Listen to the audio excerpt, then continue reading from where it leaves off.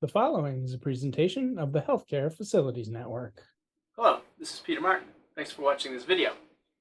Just wanted to give a quick plug for a recruitment that we are doing at Southeast Georgia Health System in Brunswick, Georgia.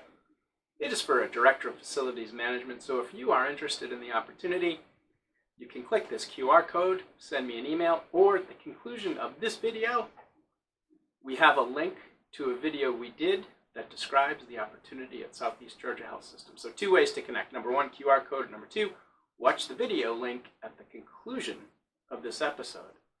As always, thank you for watching, and now on to the show.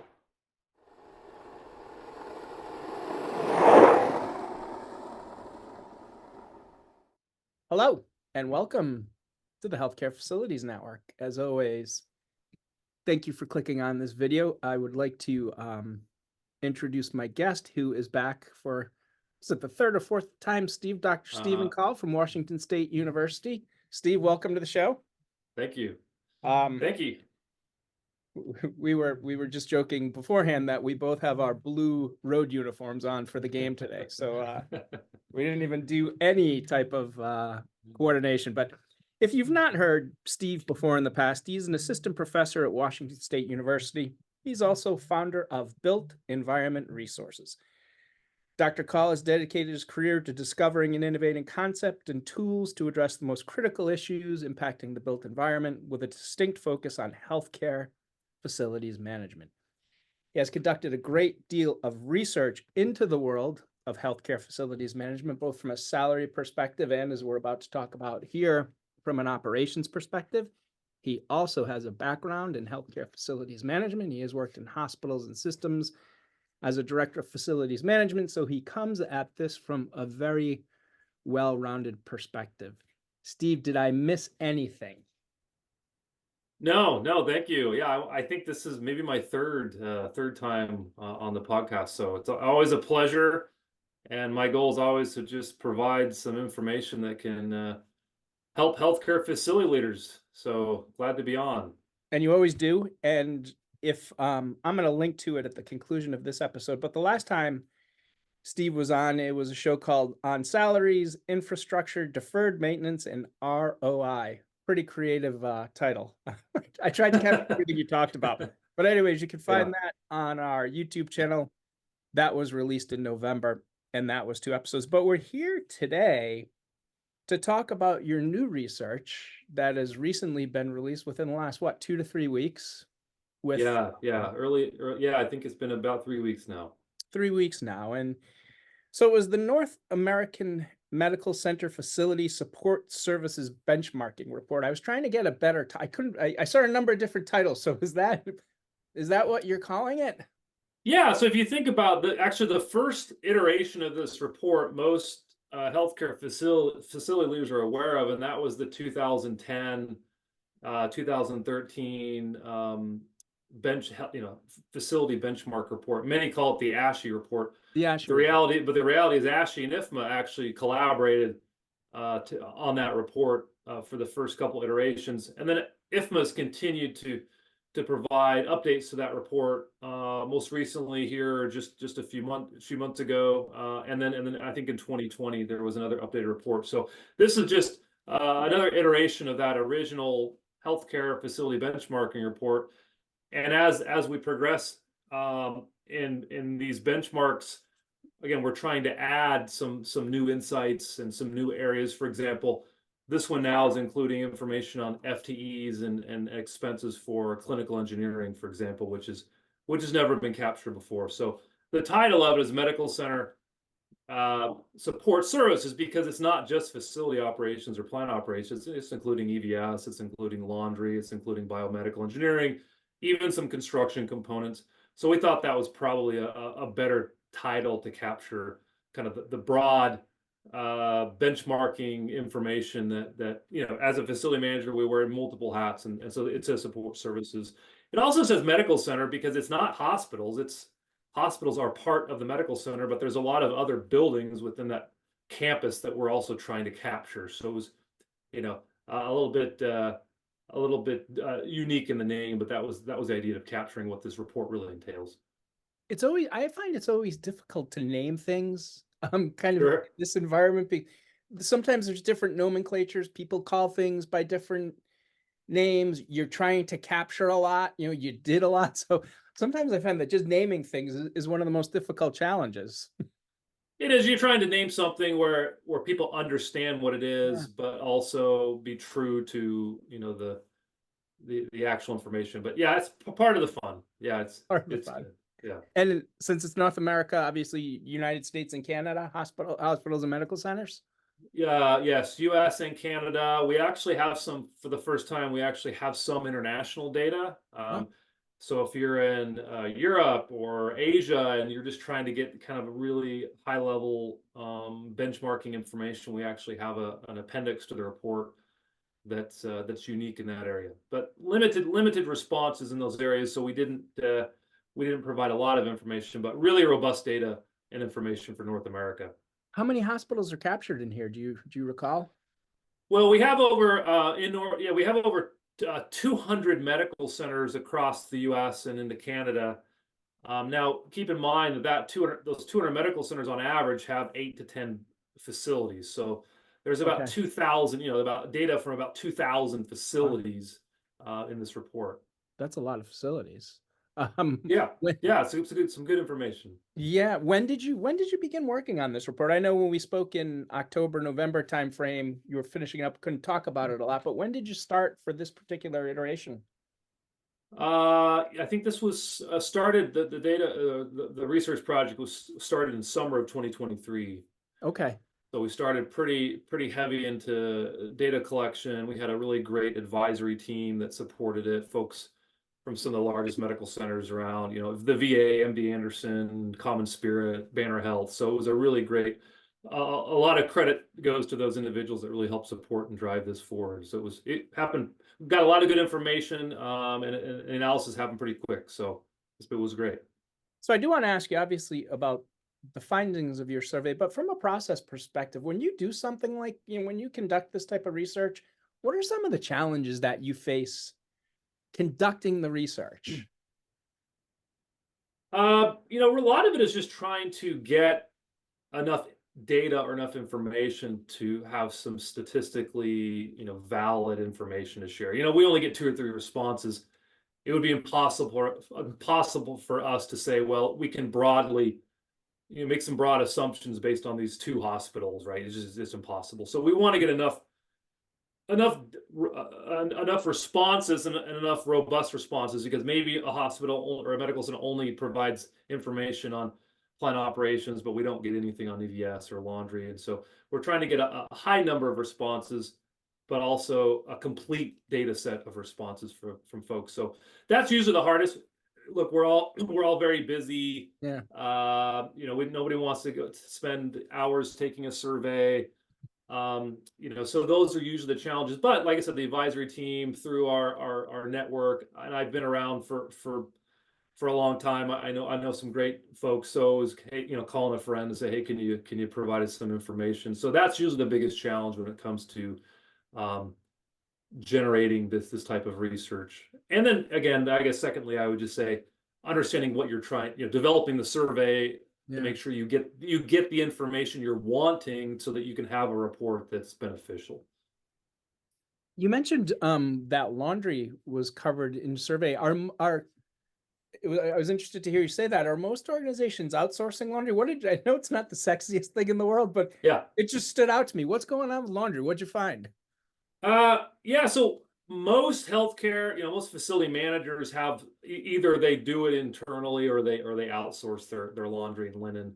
Most healthcare facilities are contracting that work out, but they usually have, whether it's a separate department, usually a lot of times it's baked into the EVS department, and they have a couple folks that are dedicated to that. But yeah, most of that work is not done in-house as far as the actual cleaning of the linen. Right. I mean, they're handling it and distributing it throughout the hospital, but that's primarily been more and more of an outsourced activity. Yeah. So what did you I'm going to read something that you wrote on your LinkedIn profile back in the summertime. Sure. You said, my summer was spent developing a 2023 medical survey benchmark report sponsored by IFMA. In addition to updating staffing and operating costs for facility engineering and EVS, the report includes new information to better support the built environment. And you mentioned 4 things: facility infrastructure, capital renewal benchmarks, cost of deferred maintenance, compliance as a percent of maintenance costs. I saw what that percentage was. I'm sure we'll get to it. That was intriguing to me. Yeah. And compensation expenses in relationship to staffing levels. So I guess, Steve, within those 4 little buckets of information, what did you find that was surprising or eye-opening for you, or just revelatory that you think for the people listening? Well, as I mentioned earlier, trying to develop surveys to gather data that can actually produce reports that can be helpful. So that, you know, there was always a couple. I'll maybe start. I'll try to address all 4 of those, but there was always a gap in the previous reports, and one of those gaps was FT. You know, we could predict or show, okay, this is what my FTE numbers should be for my facility engineers based on gross square footage, whatever it might be. But the challenge is we never had data that showed compensation. So it was very difficult for me to say, well, yeah, maybe the benchmark says I should have 10 facility engineers, and I have 15. But how do I know that I'm just not spending significantly less on my outsourcing cost? And so it evens out. Even though my FTE levels are higher than my peers, I'm actually overall saving money because, and so that piece was never there. And so now we have data that shows not only this is what your compensation expense should be for your staff. This is the actual number, and it also shows your contracted expenses. So between those 3, you can really paint a true picture of, is my facility program, is it running efficiently? Does it have the right number of employees? Are we spending the right amounts? And so that's a new feature that we can now compare to make sure we're comparing apples to apples between what we're doing and what a different organization is doing. The other big issue is aging infrastructure. That's a topic that I think we're going to continue to hammer over the years within hospitals. We just have not had the capital resources to stay on top of that aging infrastructure. So we've got growing deferred maintenance backlogs. And so this was an effort to say, you know, historically, we've always tracked our operation spending. How much should I be spending on maintenance, on utilities? But the other question is, how much should we be spending on capital renewal? Not on growth, but on just the renewal of the existing infrastructure. What does that number look like? And so that's a new finding as well, to show, hey, there's a real annual cost that we should all be budgeting for our capital renewal. We all know we need that, but now we actually have some information that can support that. Tied into that is deferred maintenance.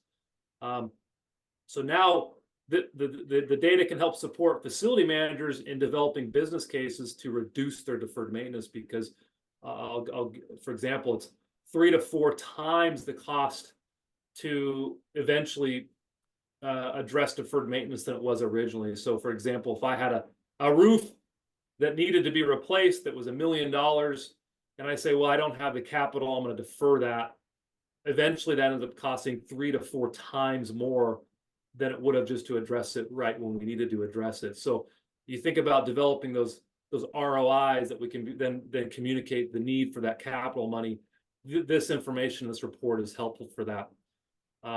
So I think, yeah, go ahead. Within that deferred maintenance, Steve, did you break that down by component? By like building, you know, if you got a route, you know, by the building envelope, by infrastructure, how did you break that apart? I mean, that's a big nugget. Yeah, it is not broken down by building systems. So it's just generally how much our hospitals spending or should be spending every year on capital renewal. Now, exactly how that's broken up, like, you know, 10% goes to roofs and 5% goes to park. That's not included. Now, we do that for operating expenses. We know what percent is going to different areas within our plant operations. But this was really the first attempt to say, just for budgeting purposes, what's the number? So that's what it provides. Yep.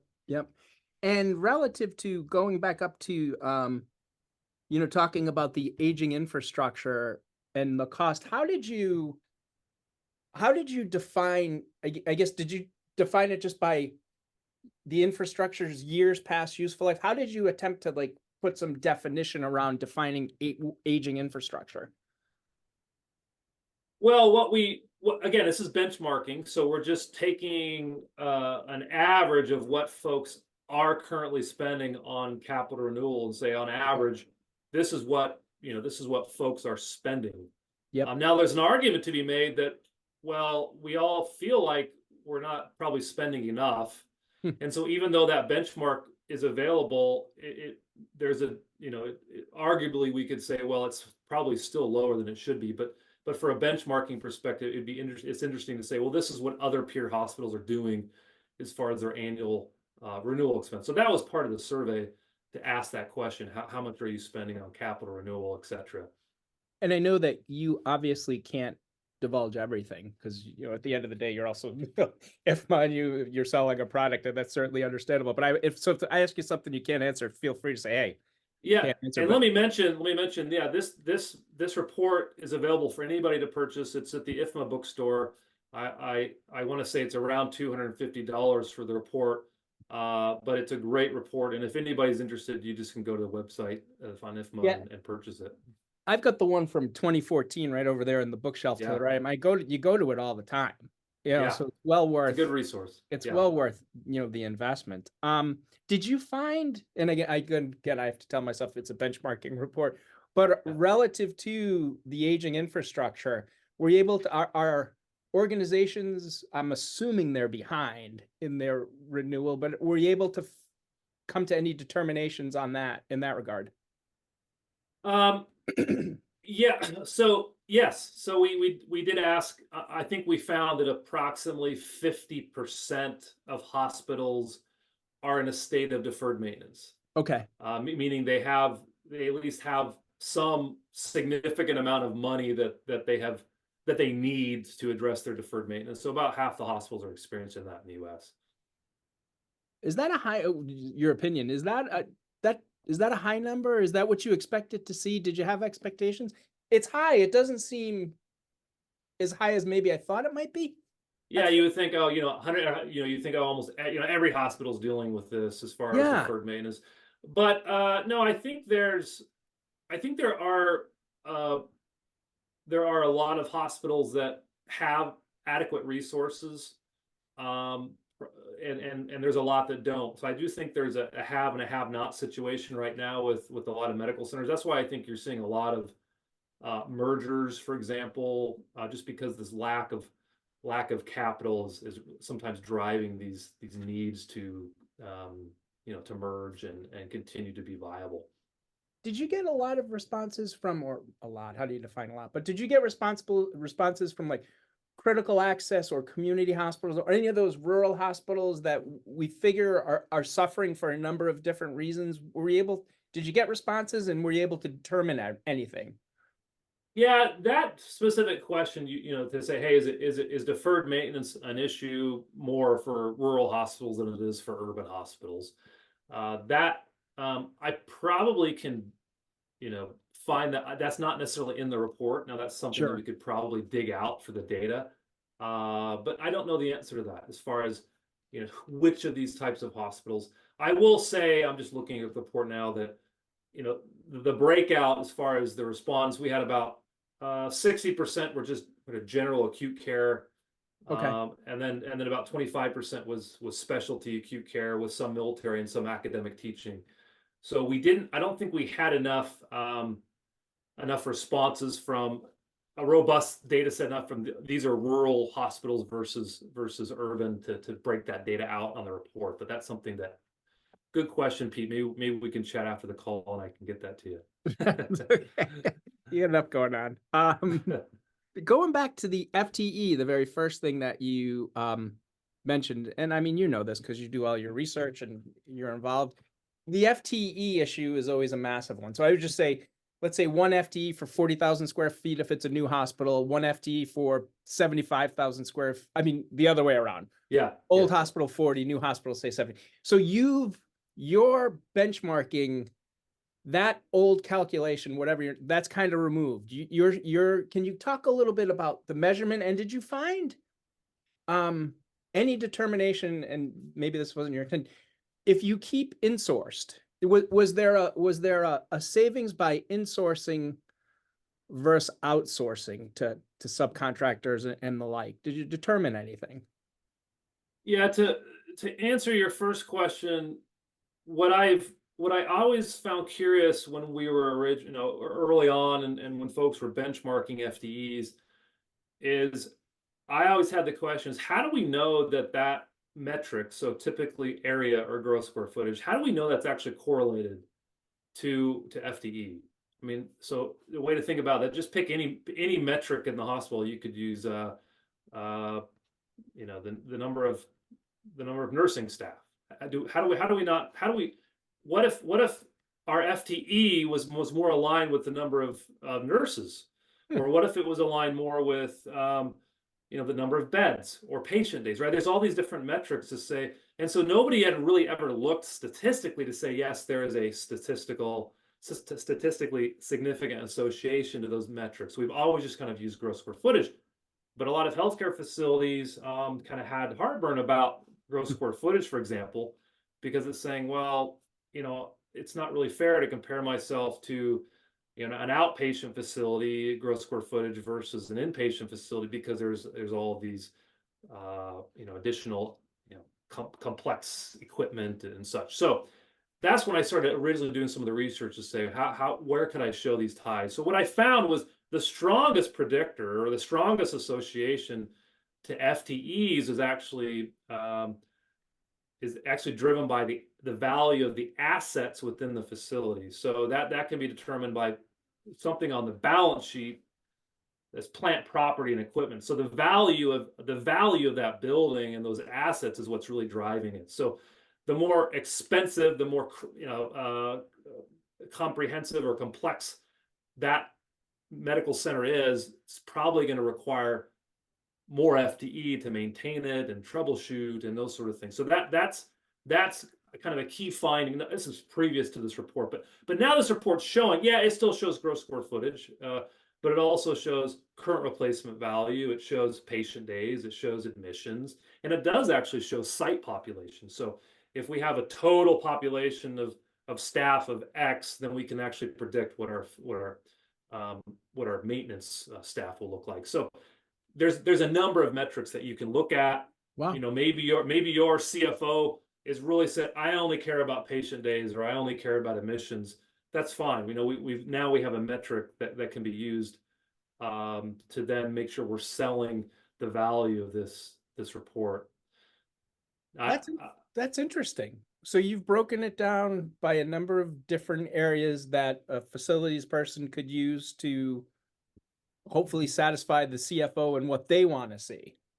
That's the idea, yeah, and most importantly, like I said, that asset value is what's driving it. So there's options here. The other example is if you're in a hospital, for example, that's more outpatient, or a medical center that has more outpatient space, you might not want to use bed count, for example, as your metric, because it's going to underrepresent the real cost of your facility. Yeah. So you kind of have to think about, okay, well, what I like to do is I like to look at all of the metrics and kind of see how they play out, because you're going to see variations and all, primarily just because the different structure of the hospital, and also there's a little bit different association between the metrics. So it's a little bit more, I think, progressive way to look at benchmarking. Yeah.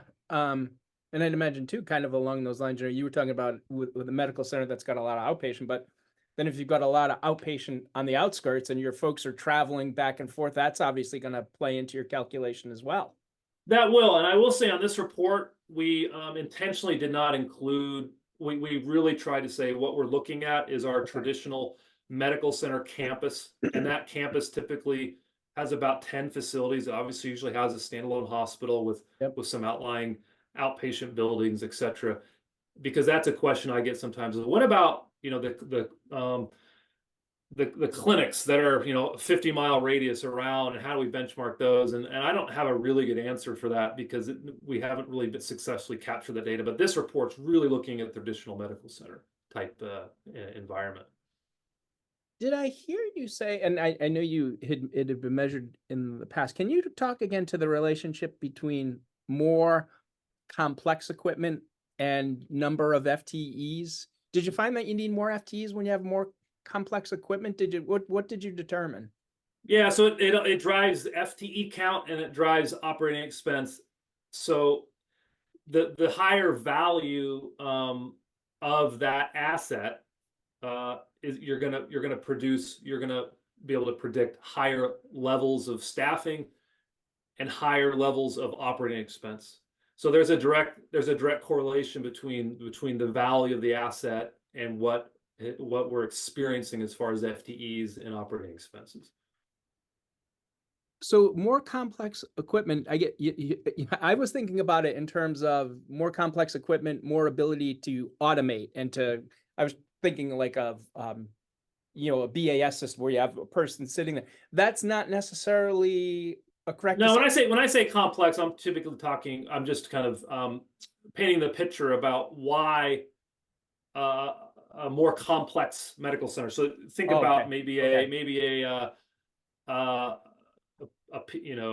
pediatric hospital that maybe has more complex, more robust medical equipment. So that value of those assets, whether it's medical equipment or the facility or whatever it is, that value is what we're finding has a very strong predictor to our FTE numbers and our operating expenses. Okay, gotcha.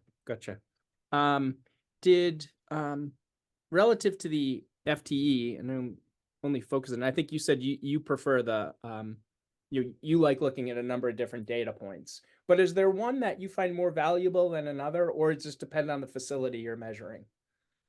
So as I said, the plant, property, and equipment values, which is a number that's found in the balance sheet of an organization, which is really saying this is the value of the asset, the value of the physical asset. It's showing that it has the strongest predictor to FTEs, to operating expenses. And what's beautiful about that metric is it also typically addresses whether you have a very small hospital or a very large hospital. It doesn't seem to deviate much. When you look at gross square footage, for example, you find that when you go into smaller or even patient days. So some of the early reports, like in 2010, 2013, they had adjusted patient days as their primary metric. And what we found is in smaller, more rural hospitals, it actually had zero statistical correlation to FTEs and operating expenses. So that's why a lot of smaller hospitals were kind of scratching their heads saying these benchmarks just don't seem to align. It's because it had no relationship. So pick any metric you want. I talk about here in the Pacific Northwest, number of pine trees. We laugh about that. Oh, what if I use the number of pine trees per FTE? I mean, in some senses, that's exactly what was happening with some of these metrics because they had zero correlation to operating expenses. So the plant, property, and equipment values or current replacement values is a really strong metric that holds its association regardless of location, of size. So it's a really great metric. This concludes episode 1. Please return to the Healthcare Facilities Network in the near future to view episode 2. And as always, thank you for watching.